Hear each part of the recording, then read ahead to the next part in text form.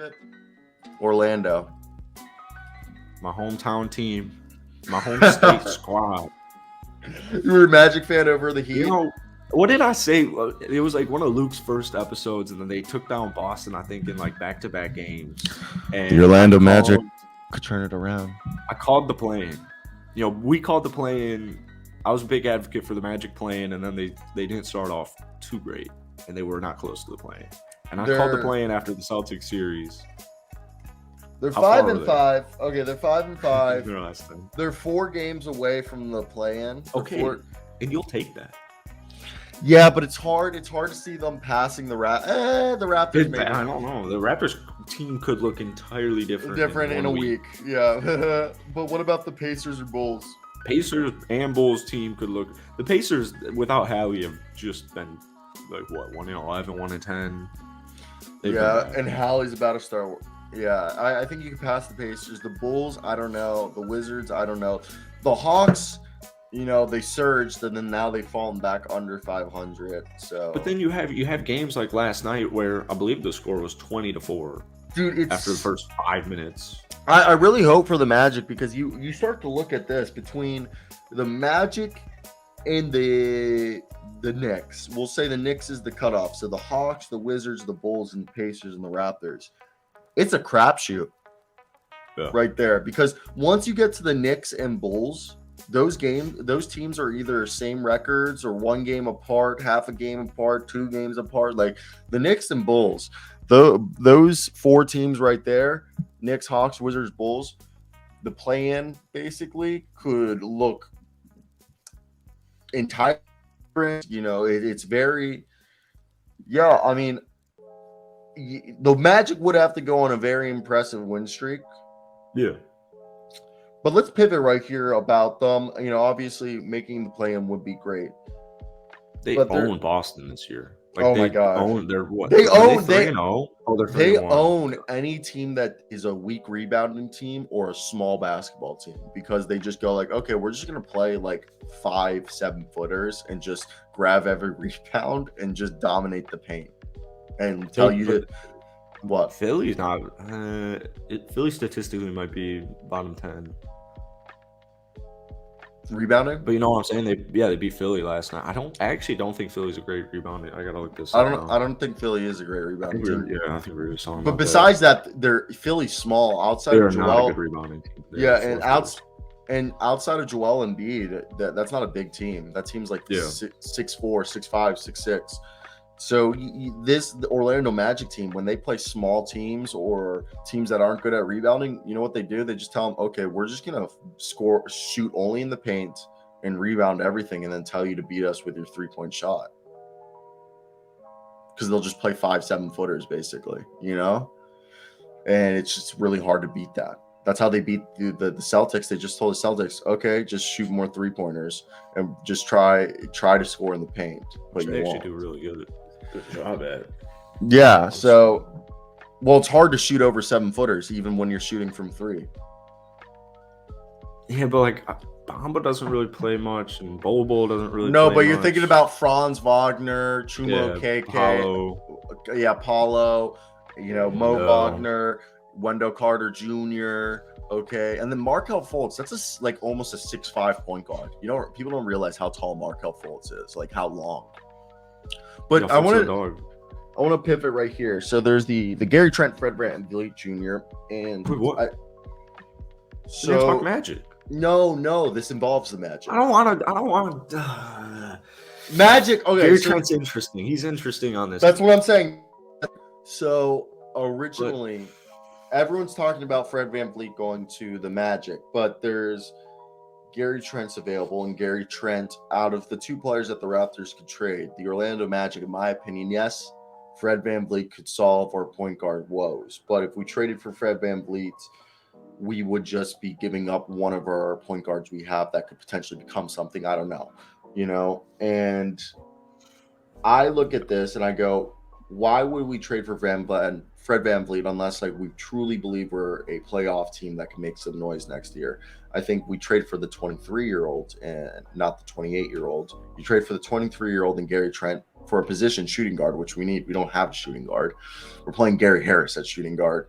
So what I think is you package up Gary Harris, Mo Bamba, and Cole Anthony, and you ask for Gary Trent and maybe some second-round picks. Yeah, it's fine. I don't think. I'm Is that too much? I don't think Gary gets traded. Oh wait, I'll ask for Gary Harris and maybe like Thad Young or something in that deal, but like Gary Trent and Thad Young for Gary Harris or Terrence Ross and Mo Bamba with Cole Anthony. That way you give the Raptors, Cole Anthony a point guard for them that, I like Cole Anthony, but I think Orlando fans agree that the future is either Markelle or Jalen Suggs. Would you, or do you? It's really the whole thing is who's the point guard of the future? Are you trading or signing a point guard, or are you still riding out Markelle? Yeah, I love Markelle Fultz, but what about Jalen Suggs or Cole Anthony? Who do you choose? Jalen Suggs has looked unbelievably bad since he's come back from injury. Unbelievably bad. Yeah, it's and I'm a big Jalen Suggs fan. Like I love me some Jalen Suggs. I'm just it's Paolo's team. So whatever makes Paolo the best player. Franz Wagner. Last night Paolo had another great game. Mo Wagner is coming out of he's been Jonathan Isaac's been solid. Player. Jonathan Isaac, he's got his injury concerns. I don't think he's got much of a future on the Magic because he's of his age. Do you think they're just playing him to showcase him for teams this offseason? No, I mean yeah. I think you can only benefit from playing John Isaac, but this is a sneaky team. Wendell's pretty underrated. Mo Wagner he's had back-to-back phenomenal games. I really like Markelle Fultz. I like what he brings to this. Franz Wagner's underrated. Paolo Banchero, no one talks about him. So I think every move the Magic do in the future, starting at the deadline, is going to be whatever benefits the future of Paolo Banchero the most. So speaking of Jalen Suggs, it has not been pretty for Jalen Suggs as what would we say? Okay, so he got hurt in November. In November, if we combine, basically in November, he was playing 30 minutes a night, shooting 40% from the field on about 12 attempts a night, 27% from three, 67% from the free throw line, almost 4 rebounds, 6 assists, a block a night, 1.5 steals, 12.5 points. Not terrible. You would be like, okay, this is still a young player who really hasn't played a full season of basketball, and it wasn't terrible. But then so far through January, he's playing 16 minutes a night, 5 shots a game, 37% from the field, 23 from three, 74% from the free throw line, 2 rebounds, 2 assists. It's in 5.5 points. It's just that was a big, he's a good rebounder. He's a good assist. The issue before he got injured was he was not an efficient shooter. He was not an efficient scorer. He wasn't in college. Markelle Fultz he just won the battle. Markelle Fultz, this is his job. Markelle Fultz is also shooting like 34% from 3 on 2 attempts a night. And so we know we know that Jalen Suggs and Cole Anthony, they could play the shooting guard position. But at the same time, I got to showcase Gary Harris. I got to showcase Terrence Ross. I got to showcase my guys. So Jalen kind of came back at an unfortunate time as far as everything is considered, and he wasn't shooting good enough. And right now I'm not seeing too much. Like, I know he's playing 16 minutes a night, but he's not scoring. He's not distributing. He's not rebounding. He's just playing defense. He's not efficient. He's a great defender. So I think for me with Jalen Suggs is there's no panic button. There's nothing like that. I still think his career outlook looks really good, but there's just a log jam right now. There's a lot of moving parts. So just get healthy. And once the trade deadline is over, once second half of All-Star break comes, I think that's when he starts figuring it out again. So can we also say Cole Anthony is that guy that we kept saying that he's the odd man out and he just keeps fighting his back? I mean, that man can score. That man can score. It's just like since we drafted Jalen Suggs everyone's been like Cole Anthony is the odd man out because everyone's like, as much as you love Cole Anthony and he can score, it's just that like we're all gonna agree that like everyone envisions Cole Anthony being like a high level 6-man type point guard, you know, which I think realistically Cole Anthony's ceiling, if somehow everything worked out, he could be like a similar player to Jalen Brunson. I think. Wow. If I everything don't see the same passing ability, but okay, yeah, I agree. Scoring. I mean, you know scoring. who I was thinking of? Who? Jordan Clarkson. Okay, yeah, a bigger Clarkson. Yeah, I could see that. Yeah, you know, We'll see, man. What year is he in? He's in his third season. He's Third year. 22. It is a looming. I don't know if it'll happen this deadline, but it is one of those. He's became a better scorer this year. He's putting up 12 points in less shots in his entire career. He's scoring the most efficient he's ever scored this season. So that's big. He's a 43% field goal shooter, which is a career first. He's always been below 40% from on the field, but so that's huge in my opinion. I don't know. I just think you look at this.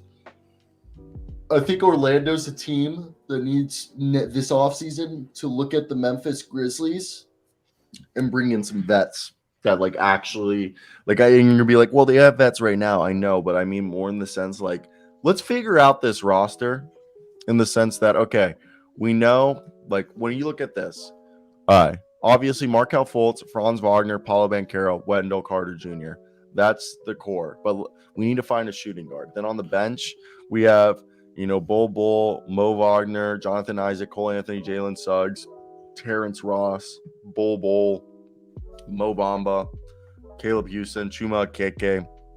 Like, let's figure out our 6-7 guys that we want to keep for the next 5 years and fill out the roster with guys with playoff and championship experience. Like Danny Greens. Okay. Yeah, they're going to start unloading, and I think that helps it a lot. So Gary, Terrence, Mo, right? I do think Isaac will be gone at some point. He's on about 17.5 for the next 3 years. I could see a team like Portland trading for Jonathan Isaac, stays healthy for the rest of the year, and they slowly increase his minutes and start to showcase him. Yeah, they're not in a rush to unload him, but if they trade him, he's an off-season trade. Yeah. Maybe they move up in the draft, or maybe they, acquire a star type player with a bundle, whatever it is. I really like the way their salary is, and Paulo having your best player on a rookie contract is huge. And by the way, Wendell Carter Jr. just off the dome, this looks like the best contract in the NBA right now. Jonathan Isaac and a Gary Harris sign and trade for D'Angelo Russell. Would you do that? At the deadline? Wait, what? No. The free agency. Sign and trade D'Angelo Russell for Gary Harris and Jonathan Isaac. I guess it depends on what Russell's contract is like. Oh, yeah, because you can only take back 50%. It can't be the full, right? You can only take 50% of a sign and trade. So if he signs a $30 million contract, you can only take back 15, I think, if you're the Timberwolves. Like, that's the fuck part. So, like, if you sign a player to, like, 40 million, you can only take back 20 million contracts. That's why when they do sign and trades, it's for like a star player that the opposing team usually sends a bunch of prospects and picks back because they have to fit like X amount of money. If Chris Paul was like 32, I'd say go get Chris Paul. It's just, dude, like Timberwolves Kyle Lowry is just was 32. I just would not touch Kyle Lowry. I would touch Chris Paul before Kyle Lowry. But this is like 5 years ago when he's 32. Yeah.